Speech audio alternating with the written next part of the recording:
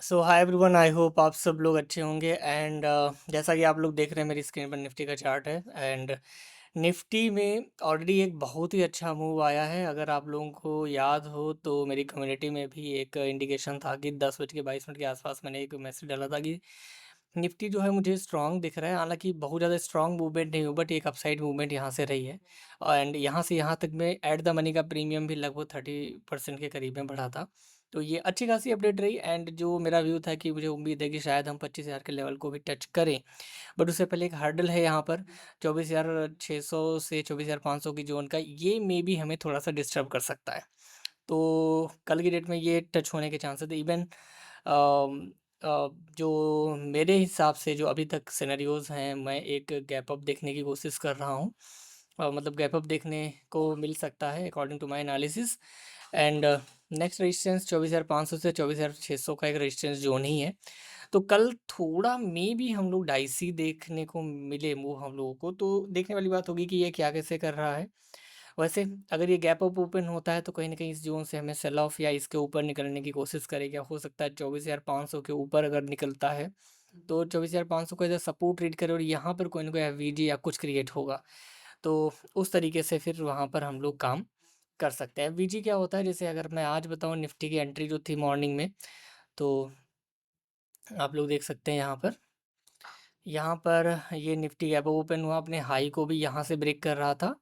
And इसी high break में एक ये एफवीजी यहाँ पर क्रिएट हुआ था। एफवीजी मतलब फेयर वैल्यू गैप के करीब में, ठीक है। With order block and FVG दोनों ही थे। अब जिन लोगों को एफवीजी नहीं पता है, माफ़ कीजिएगा, मैं बहुत दिन से कोशिश कर रहा हूँ कि मैं एफवीजी एंड इन सब चीज़ों की वीडियोस बनाऊँ, लेकिन मैं नहीं बना पा रहा हूँ ड्यू टू टाइम इशू। तो डेफ़िनेटली मैं आगे इस चीज़ को कंटिन्यू करूँगा और आप लोगों के लिए एक स्क्रीनर भी क्रिएट कर रहा हूँ, जैसे कि मैं स्टॉक सेलेक्ट कर रहा हूँ, वो स्टॉक कैसे मिल सकते हैं आपको। तो बने रहिए, उसके लिए सब कुछ आपको मिलेगा, पूरा एक ट्रेडिंग का इकोसिस्टम। सो अभी के लिए मैं यहाँ पे बात करूँ तो ये प्रीवियस डे हाई को ब्रेक कर रहा है, एफवीजी भी बना था। एंड उसके बाद मार्केट ने क्या किया है, इसको देखिए रिटेस्ट किया है, ठीक है। हालांकि इंट्राडे में तो मैं यूजुअली 3 मिनट टाइम फ्रेम भी यूज़ करता हूँ। तो इंट्राडे के हिसाब से ये 5 मिनट का एवरेज इन 3 मिनट में रिटेस्ट, तो ये एंट्री बनती है। एंड यहाँ पर एंट्री के बाद जो इसमें ट्रेड बना था वो ये इस तरीके से, ठीक है। ये हमारा ट्रेड था। ये 1:3 के करीब तक पहुँचने की उम्मीद थी, लेकिन ये फिर लगभग लगभग यहीं पे रह के ख़त्म हो गया है। तो ये एक ठीक-ठाक ट्रेड रहा, इसमें प्रीमियम भी अच्छा खासा पड़ा। 74 पॉइंट हमने लिए, ₹27 का ओनली स्टॉप लॉस था, तो बहुत ही छोटा स्टॉप लॉस। इवन ये एंट्री कहीं न कहीं यहाँ से बनी थी 23,370 के करीब में। तो इस 23,370 कहाँ है? 23,370 यहाँ पे, ठीक है। हाँ, तो लगभग सही मार्क किया मैंने। तो लगभग 21 पॉइंट का स्टॉप लॉस एंड 80 पॉइंट का टारगेट है। 1:4 नियर अबाउट हम लोग कैप्चर इसको कर रहे थे, तो ठीक-ठाक एंट्री थी।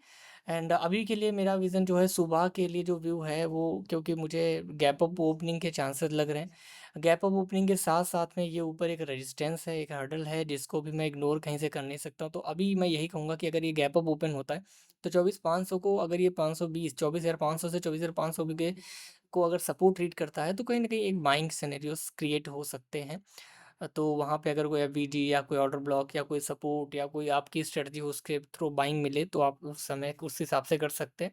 एंड अगर इसके नीचे आता है, इसको ब्रेक सुबह आप थोड़ी देर वेट कर सकते हो। जैसे मैंने कल भी बोला था कि आप क्या कर सकते हो, आप एक आधा कैंडल का वेट कर लीजिएगा, एटलीस्ट 5 मिनट की 2-3 कैंडल का वेट कर सकते हो, उसके बाद आप एंट्री सोच सकते हो। तो जैसे कि यहाँ पे भी आप लोगों को विज़न क्लियर हो गया, उसके बाद कल का व्यू व्यू भी क्लियर हो जाएगा अगर आप यहाँ पर थोड़ा-सा वेट कर लेंगे। 2-4-5 मिनट वेट करके फिर आगे जो है कंटिन्यू आप शुरू करिएगा। अब आगे बढ़ते हैं तो देखा जाए इसके ऊपर, अगर जैसे ही कल की डेट में भी अगर 24,600 क्लोज़ हो जाता है तो ये हमारे लिए बहुत ही अच्छी बात होगी। बट ये एक रेजिस्टेंस अच्छा खासा है, तो शायद इसको इतना जल्दी मार्केट ना तोड़े, क्योंकि इसके बाद जो गिरावट आई थी 2026 अप्रैल के बाद, तब से अभी तक मार्केट इसको पहली बार टच करने जा रहा है। एंड मंथली लेवल पे अगर मैं बताऊं, जो कि मैं ऑलरेडी एनालिसिस कर चुका हूँ पिछले वीडियो में भी, तो ये ठीक ठाक चल रहा है। जून महीने के हाई से ऊपर क्लोजिंग हो रही है, वीक की, पिछले वीक की हुई थी, इस बार आज भी इसके ऊपर ही है।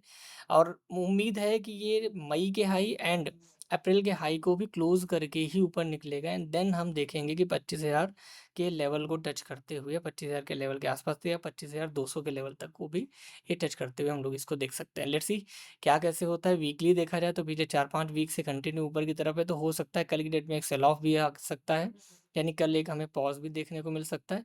तो वो सब चीज़ें कंसिडर करके हमको चलना पड़ेगा। बाद में आ जाते हैं हमारे गोल्ड की तरफ, तो देखिए गोल्ड में मैं गोल्ड लगा लेता हूँ।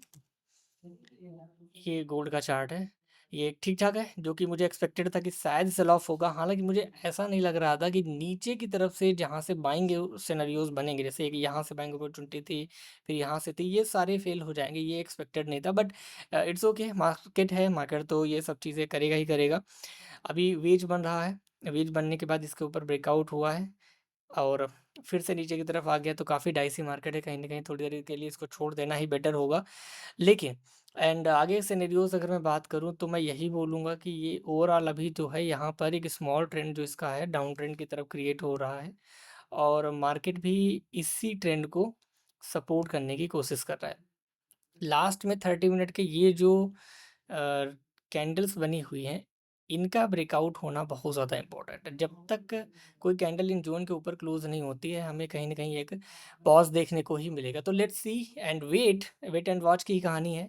मैं वेट करूँगा कि गोल्ड जो है 4147 के ऊपर एंड 4132 के नीचे कहीं क्लोज़ दे, तो ज़्यादा बेटर यहाँ से रह सकता है। तो वेट करते हैं, आगे क्या कैसे होता है उसके हिसाब से देखेंगे। तो अभी के लिए बस इतना ही है, बाकी कम्युनिटी में जुड़े रहिए, काफ़ी सारी चीज़ें वहाँ पर मिल रही हैं। आज स्क्रीनर में कोई स्टॉक नहीं थे, क्योंकि जो कंडीशन हमारी है स्क्रीनर में स्टॉक्स आने की, जो स्टॉक्स ऑलरेडी रॉकेट हो जाते हैं, आप लोगों ने खुद ही ट्रेलर के तौर पे देखा है।